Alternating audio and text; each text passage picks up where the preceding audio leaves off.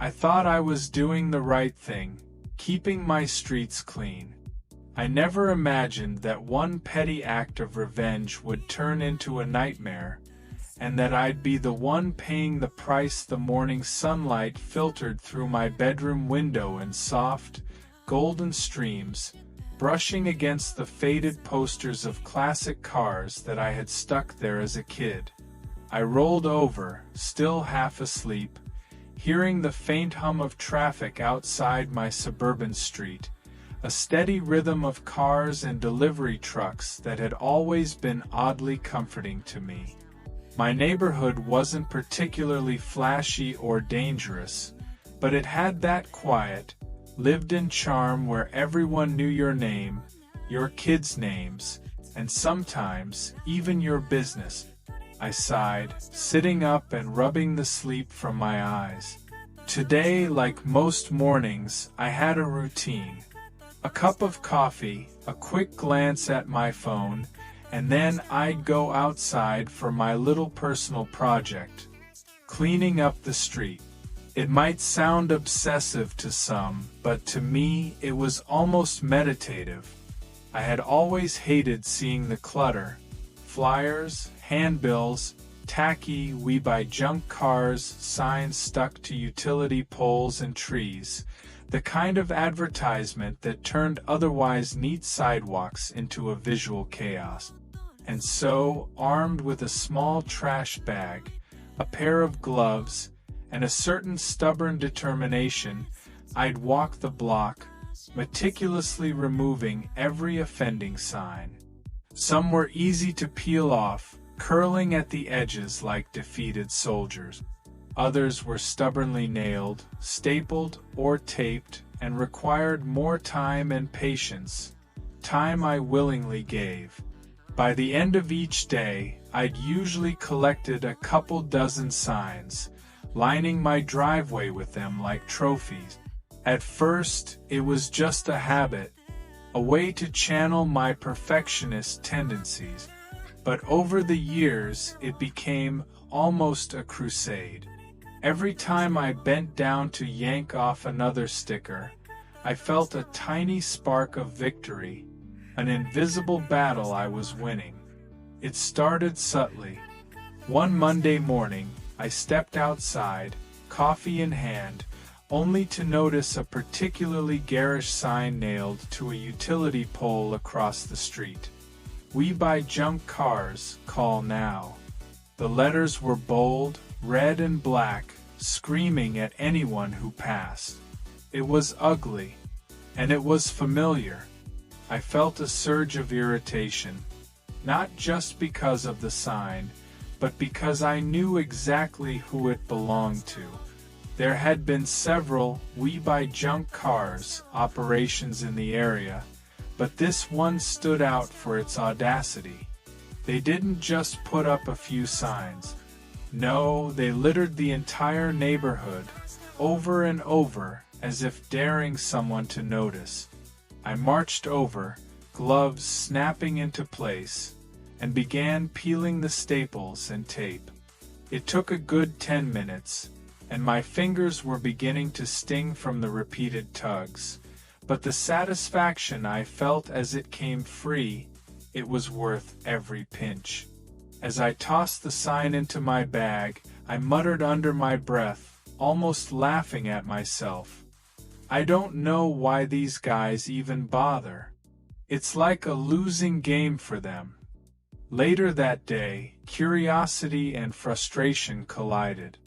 I dialed the number on the sign, not with any intent to purchase a car, but almost instinctively.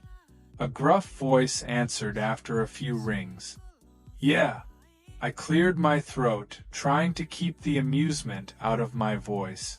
"Hi, just calling to let you know I removed another 12 of your obnoxious signs this week. You might want to reconsider your strategy." There was a pause on the other end, then a laugh. Low, dismissive, annoyed.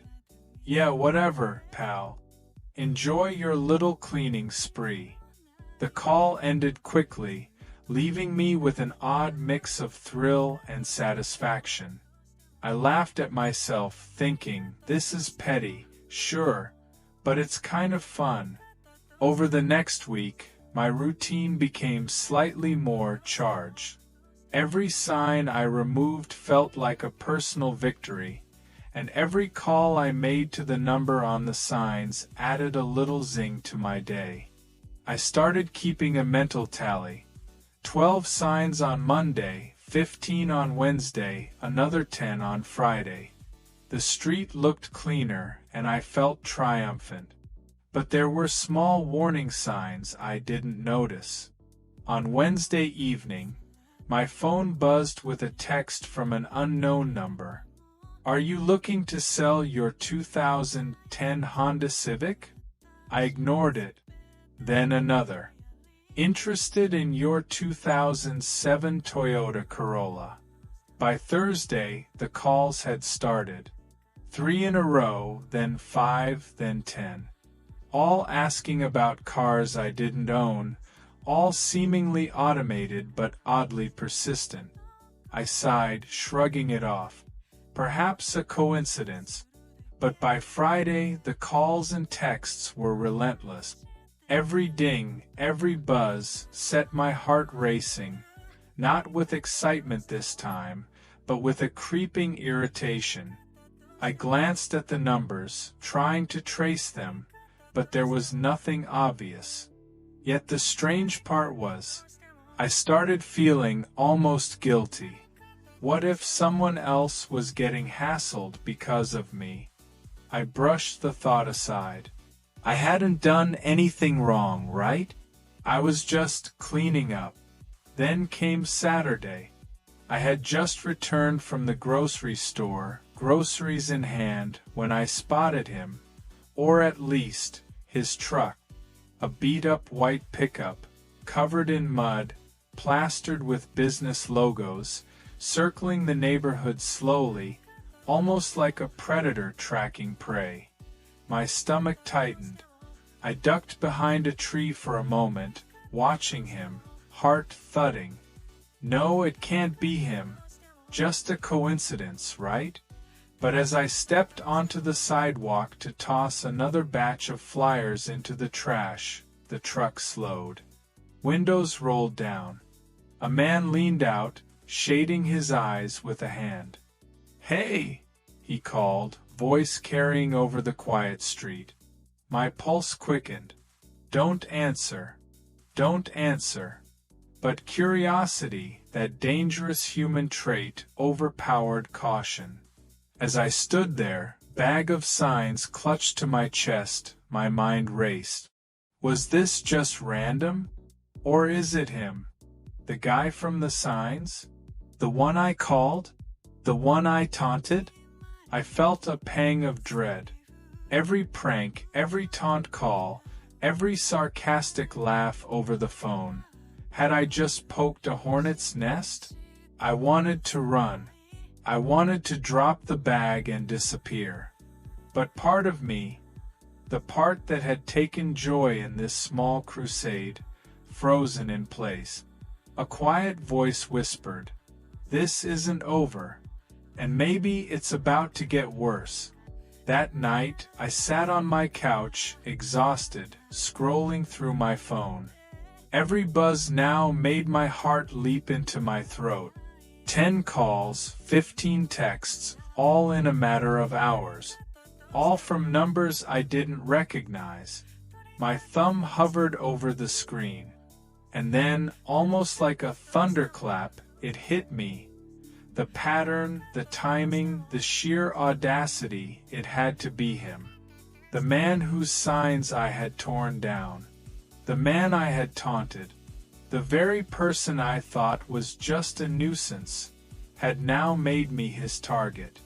I stared at my phone. My fingers trembled.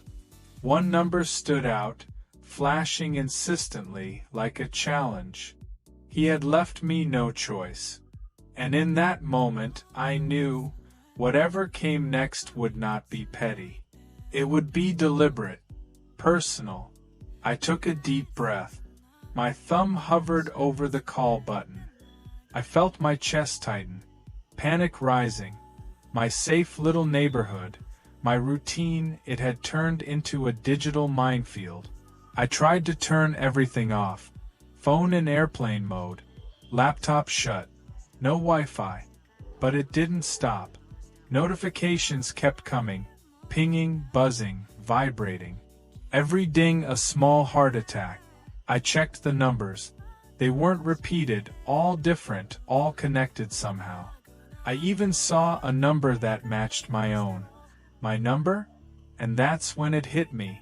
The calls, the texts, the trucks, the guy at the door. He didn't need to yell. He didn't need to threaten. He had managed to infiltrate my life without ever stepping inside my house. My mind raced.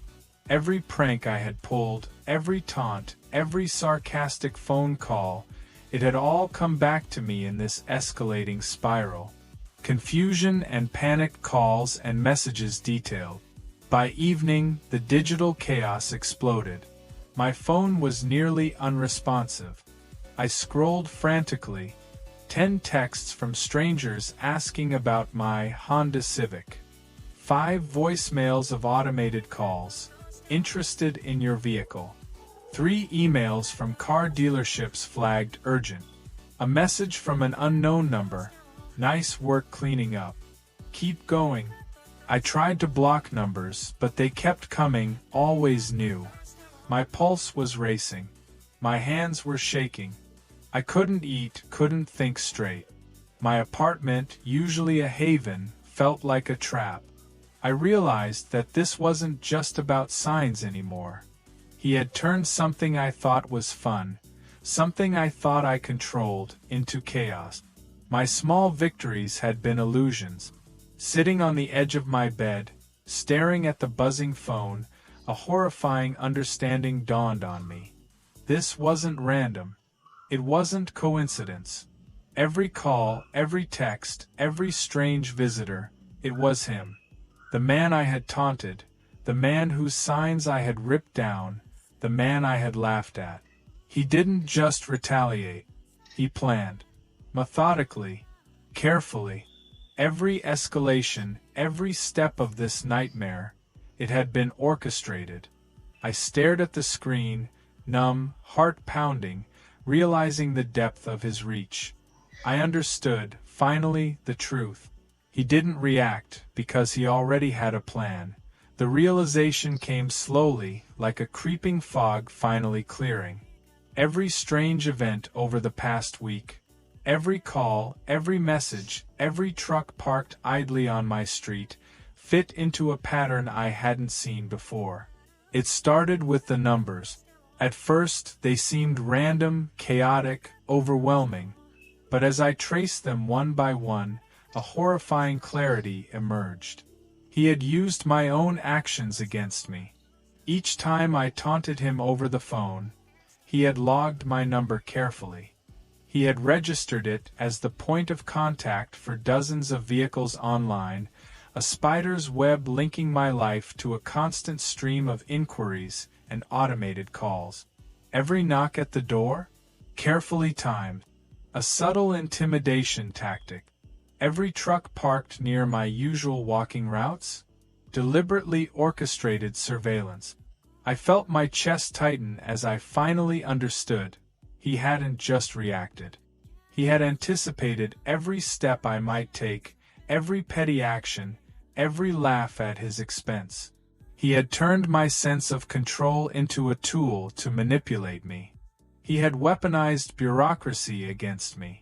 My phone number became the target of automated vehicle inquiries from multiple platforms, spam texts and emails linking me to things I didn't own, scheduled fake appointments and inquiries that kept appearing on my calendar, anonymous visits to subtly watch and intimidate me without direct confrontation. Every piece of chaos, though initially scattered, had been calculated to make me doubt myself, question reality, and panic. And it worked. I remember sitting on my couch, head in my hands, staring at my buzzing phone. It was relentless. Notifications came in waves. Text, voicemail, email. I could barely process anything. My mind raced. He didn't just get back at me. He orchestrated my life into confusion. 4 days, the chaos consumed me. Calls at 3 a.m., texts from strangers asking about cars, fake emails demanding urgent responses. Every step outside felt like a trap. I flinched at every truck passing by, every delivery man's knock. Even the small routines I had cherished, the walks, cleaning up the neighborhood, felt poisoned. I couldn't trust a simple act of helping anymore. Every sign I removed now came with dread. The stress infiltrated every corner of my life. Work emails felt impossible to focus on. Sleep was erratic. Meals were skipped. My friends noticed my distracted, tense demeanor. I sat at my kitchen table one night, shaking, phone buzzing again with another inquiry for a car I'd never owned. Tears came unbidden. I've made my life a mess for a little bit of satisfaction, and now I can't stop it. I remember sobbing quietly on my bed, trembling. It wasn't just frustration. It was shame, fear, and admiration wrapped into one. I had underestimated someone who was methodical, patient, and coldly intelligent. I felt powerless. Every attempt to reclaim control failed. I had been clever in my own small ways, removing signs, taunting him, but compared to the scale and precision of his plan, I was a child playing checkers while he was playing chess.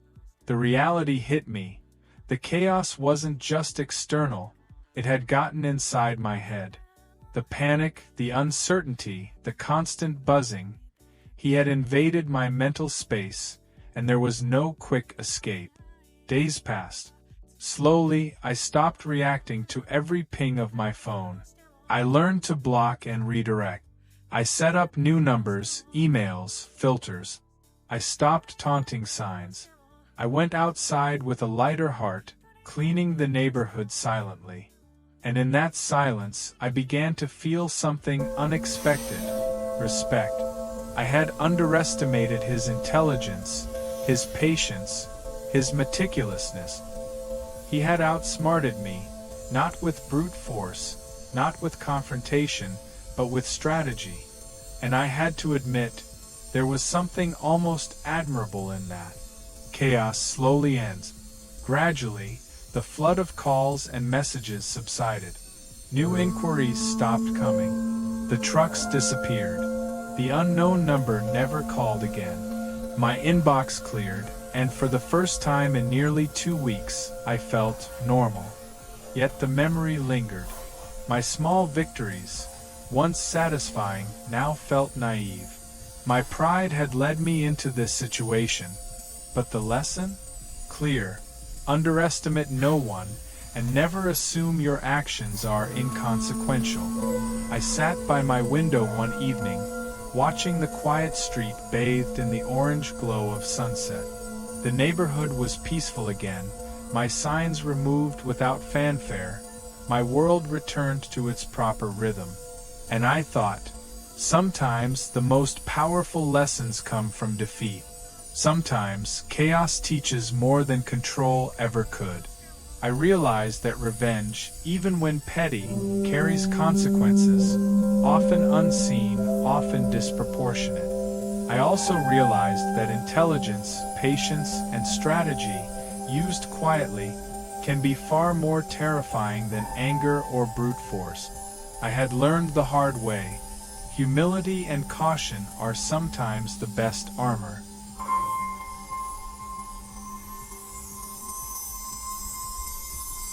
And that was when I stopped. I stared at the flashing number on my phone, hand trembling slightly. Do I really call? My rational mind screamed to ignore it, but curiosity, and perhaps a dash of hubris, won over. I swiped, voice tight, hello? A pause. Then, oh, it's you. The familiarity of the voice made my stomach drop. He sounded calm, too calm, like he had been waiting for this moment. I thought you were just some annoying guy leaving signs everywhere, I said, trying to mask the sudden unease. I mean, I've been cleaning up your mess for weeks. Ah, yes, he said, slow and deliberate. Your little cleaning spree. Very admirable, but a little disruptive, don't you think? There was no anger in his voice, only a chilling, measured tone. Disruptive? I disrupted him? I laughed nervously, trying to regain control. Yeah, well, it's my neighborhood. I like it clean. Of course, he said. A pause. Then a faint chuckle. You've been very thorough. Too thorough, maybe. Makes a man restless. I swallowed hard. The words weren't threatening, not directly, but the implication, the tension behind them, it made my skin crawl. The next morning, I woke up to a phone buzzing incessantly. A string of missed calls, all from different numbers. I checked my messages. Emails and texts flooding in.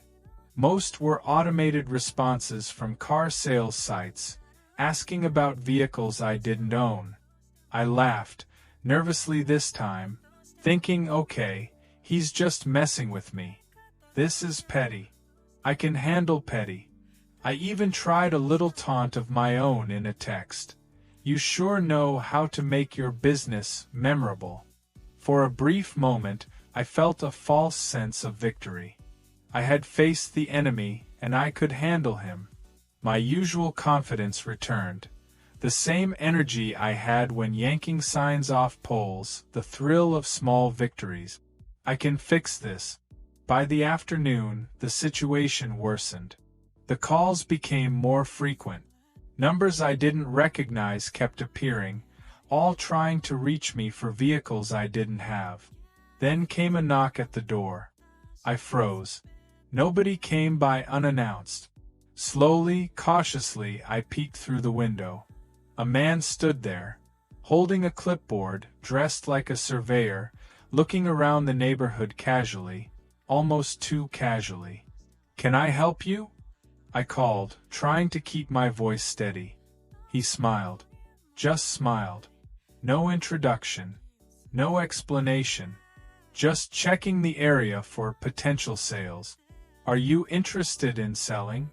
I blinked, confused. No. Okay. Thought I'd ask," he said, and walked away. My heart raced. I shut the door, locked it, and stared at the wall. What is happening? The next day, I stepped outside, trying to clear my head, my bag of discarded signs under my arm. That's when I saw them. 3 of his trucks parked near my usual cleaning route. No one in sight, just vehicles idling, silent, ominous. I froze. They're watching me. Every step felt monitored, every movement tracked. I tried to convince myself, maybe it's a coincidence, maybe they're just driving by. But then my phone buzzed again. More texts, more emails. This time, not just about cars.